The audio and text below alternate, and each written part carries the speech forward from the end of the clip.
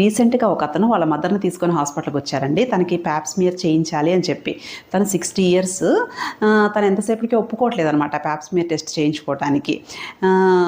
So వాళ్ళ కొడుకు బలవంతంగా తీసుకొని వచ్చి ప్యాప్స్మియర్ టెస్ట్ చేయించారు. తన రిపోర్ట్ కూడా వచ్చింది, నార్మల్గానే వచ్చిందనమాట.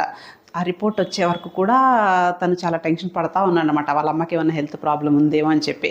యాక్చువల్గా కొన్ని బాండ్స్ చాలా బాగుంటాయి కదా, ఏ బంధమైనా మ్యూచువల్గా ఇద్దరి మధ్య అండర్స్టాండింగ్ ఉంటేనే బాగుంటుంది.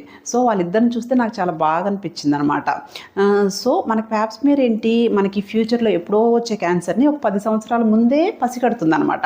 సో మీరు కూడా మీరు కేర్ చేసే ఉమెన్, మీ సిస్టర్ కానీ, మదర్ కానీ, వైఫ్ కానీ, మీరు రియల్గా కేర్ చేస్తున్నారు అనుకుంటే ఒక చిన్న ప్యాప్స్మియర్ టెస్ట్ చేయించుకుంటే మీరు వాళ్ళకి చాలా పెద్ద గిఫ్ట్ ఇచ్చిన దానికంటే పెద్ద విషయం అనమాట.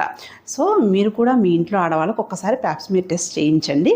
ఈ ప్యాప్స్మియర్ టెస్ట్ డీటెయిల్స్ మన డిస్క్రిప్షన్లో ఇస్తాను, ఒకసారి చూడండి. ఓకేనా? Thank you.